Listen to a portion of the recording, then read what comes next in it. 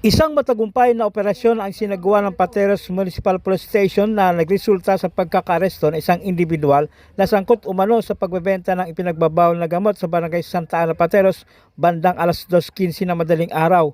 Kinilala ang suspect na si alias Ismael, 28 anyos na isang street level individual na napa sa kamay ng mga otoridad sa ikinasang anti-illegal drug bypass operation sa panguna ni Police Major Crisanto Agualin, hepe ng SDEU. Sa isa nagawang operasyon, nakuha mula sa pangalaga at kontrol ng suspek ang 4 na plastic sachet na naglalaman ng hininalang shabu at bypass money. Ang mga nasamsam na ebidensya ay maayos na minarkahan at inimentaryo sa harap ng suspek na sinaksihan ng kagawad ng nasabing lugar. Ikaw may karapatan na rin dito sa ulo ko. Ano ba yung sasabihin, pwede ba yung paboran natin sa'yo sa mga bumalik sa ulo? Ikaw ay may karapatan kumuha sa sarili mong lugar. Wala, hindi ka nagbibiyak ng isa. Ikaw din ang may karapatan kumuha ng sarili ng doktor. Kasi ang physical naman sa sa'yo. Kung wala, bibigyan ka ng gobyerno. Ha?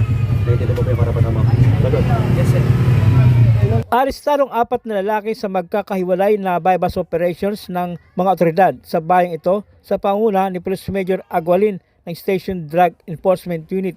Unang naaresto ng SDU ang dalawang lalaking nakilalang sina alias Obeng, 40 anyos at alias Christian, 29 anyos sa Rosales Street, Barangay Santa Ana, Pateros bandang 1:40 na madaling araw. Positibong nakabili ng isang sachet ng hininalang shabu ang pulis na nagpanggap na buyer sa dalawang suspek. 6 pang sachet ng hininalang shabu ang na-recover sa mga ito na nagkakalaga ng 34,000 pesos at bypass money.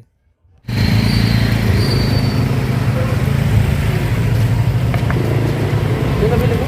Kaya lang, yung tarpaulin mo.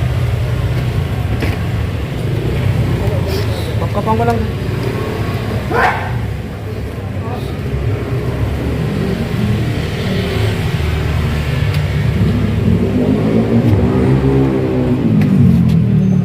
Okay lang, sir. Kahit basa? Oo, dyan.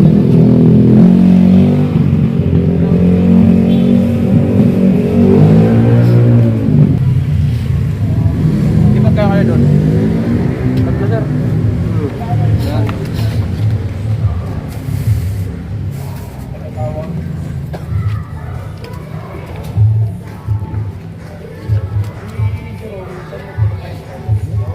Sino mag-check dyan?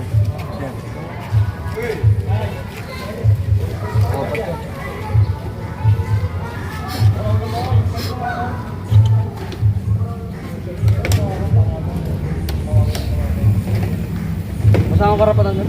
Oo. Magaling kayo sa akin. Kayo ang inaari sa paglabag sa Republic of Ireland. Kayo may karapatan manahimik at magsama ng buo. Ano man ang inyong sabihin, maaaring gawin yung paborong laban sa inyo sa anumang uulit sa Pilipinas. May karapatan din nyo kumuha ng sarili ng abogado kung kayo pagpanahon.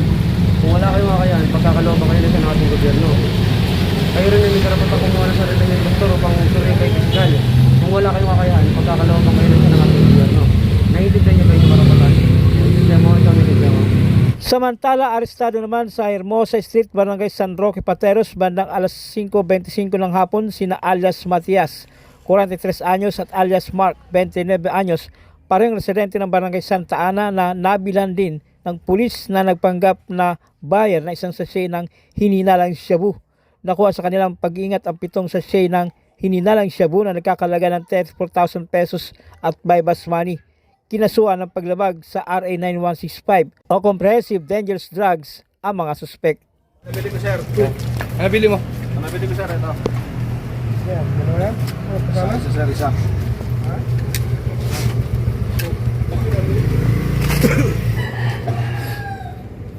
Testing officer. Sir. Malit. Malit. Sir. Ito yung bypass money.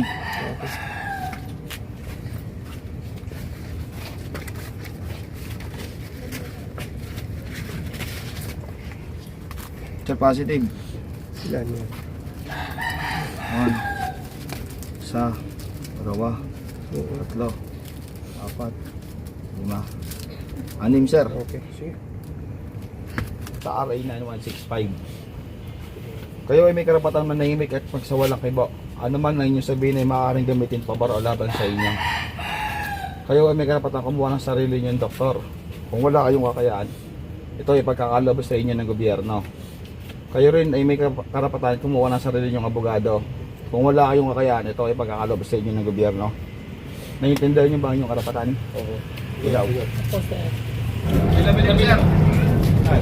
Nadakip sa ikanasang bypass operation ng mga operatiba ng Station Drug Enforcement Unit o SDU ng Pateros Police ang isang drug suspect na tinaguriang street level individual.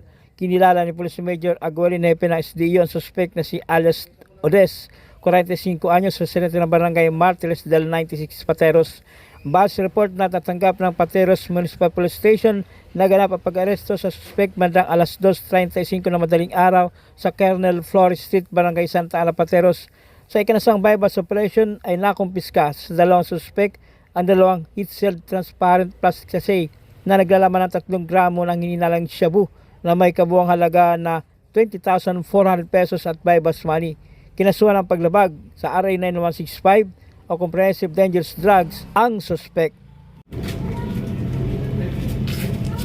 Ito yung bypass money, sir. Ano? Ito, sir, positive. Latag mo nga ano? Ikaw ay naaresto ko sa pag-iingat ng illegal na droga. Ikaw ay may at pagtutulak ng illegal na droga. Ikaw ay may karapatang manahimik at magsawalang iba. Ano man na iyong sabihin ay maaaring gamitin pabor o laban sa iyo. Ikaw ay may karapatan kumuha ng sarili mong doktor. Kung wala kang kakayahan, ito ay pagkakalabas sa iyo ng gobyerno. Naiintindihan mo ba ang iyong karapatan? Karapatan ka rin kumuha ng sarili mong abogado.